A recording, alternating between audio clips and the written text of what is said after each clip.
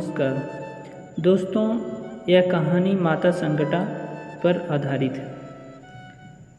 दोस्तों, एक समय की बात है। एक बुढ़िया थी।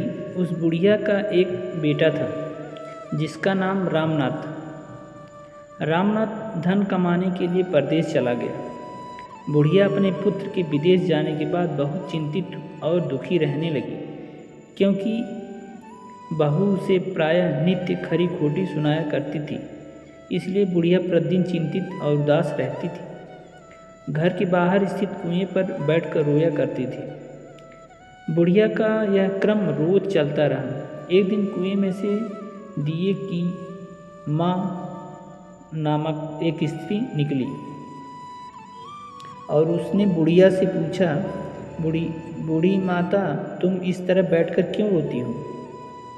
तुम्हें किस बात का कष्ट है?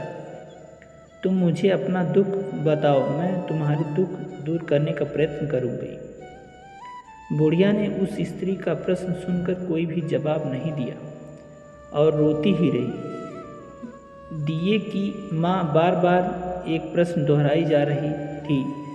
वह बुढ़िया इस बात से झुंझुला उठी और उस बुढ़िया ने दिए की माँ से कहा, तुम मुझे बार बार ऐसा क्यों पूछ रही हो? क्या सचमुच ही तुम मेरा दुख जानकर उसे दूर करोगी? बुढ़िया के बात सुनकर दिए की माँ ने उत्तर दिया, मैं अवश्य ही तुम्हारे कष्टों को दूर करने का प्रयत्न करूँगी। बुढ़िया ने दिए की माँ का ऐसा आश्वासन पाकर कहा, मेरा बेटा कमाने के लिए परदेश चला गया है।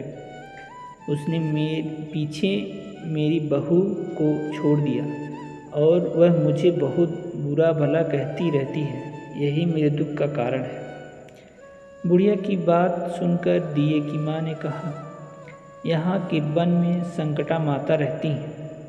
तुम अपना दुख उनसे सुनाकर कष्ट से छुटकारा पाने के लिए प्रार्थना करो। माँ बहुत दयालु है, दुखियों के प्रति बहुत सहानुभूति रखती है। निसंतानों को संतान, निर्धनों को धनवान, निर्बल को बलवान और अभागों को भाग्यवान बनाती है। उनकी कृपा से सौभाग्यवती स्त्रियों का सौभाग्य अचल हो जाता है। कुंवारी कन्याओं को अपनी इच्छित वर की प्राप्ति होती है। रोगी अपने रोग से मुक्त होते हैं। इसके अलावा जो भी मनोकामना हो वह सभी को पूरा करती है। इसमें कोई भी संदेह नहीं है। यह बात सुनकर बूढ़ी माता संकटा माता के पास गई और उनके चरणों पर गिरकर विलाप करने लगी। संकटा माता ने बड़े ही दयालु होकर बुढ़िया से पूछा, बुढ़िया, तुम किस कारण इतने दुख से बार बार रोती रहती हो? बुढ़िया ने कहा, हे माता, आप तो सब कुछ जानती हो। आपसे तो कुछ भी छिपा नहीं है। आप मेरे दुख को दूर करने का आश्वासन दे दे तो मैं अपनी दुखद गाथा आपको सुनाऊं।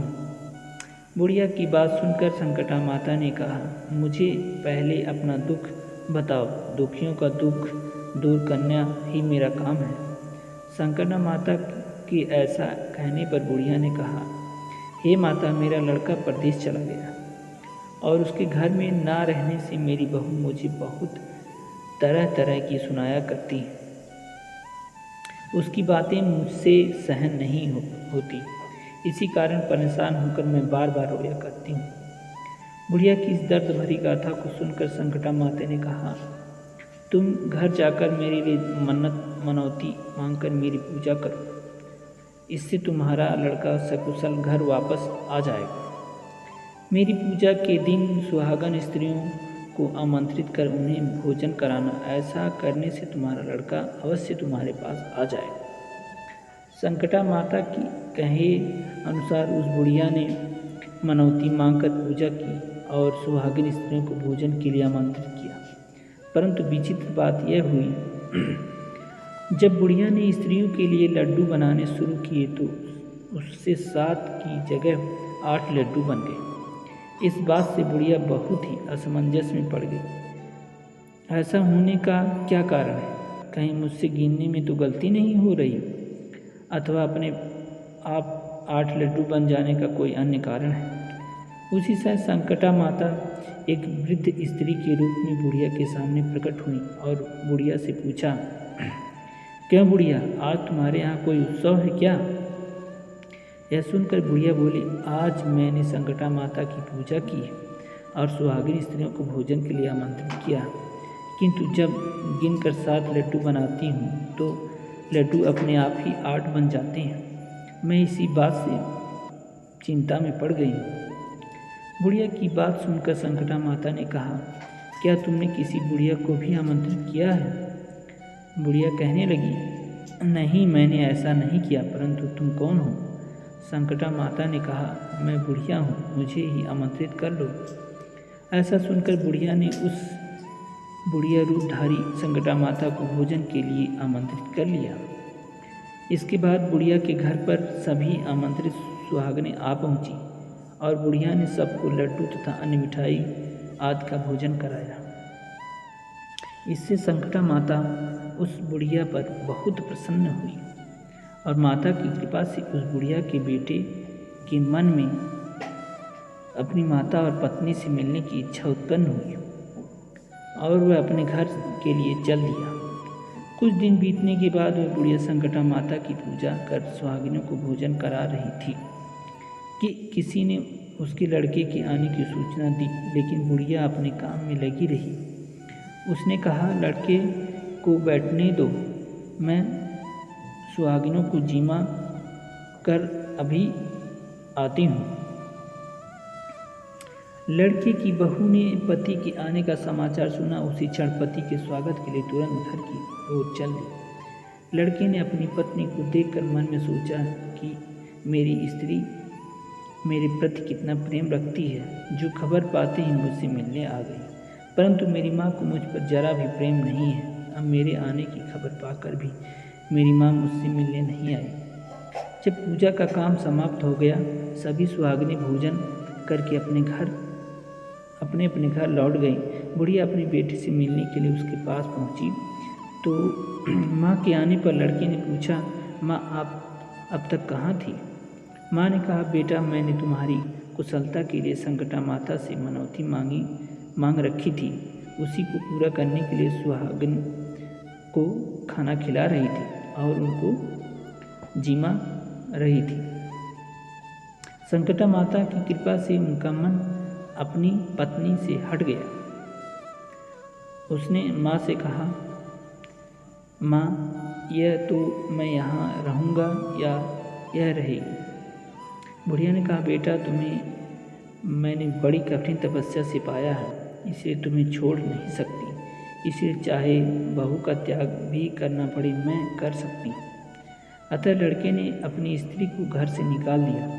घर से निकल कर बाहर आई तो बहुत दुखी मन से एक पीपल के पेड़ के नीचे बैठकर रोने लगी।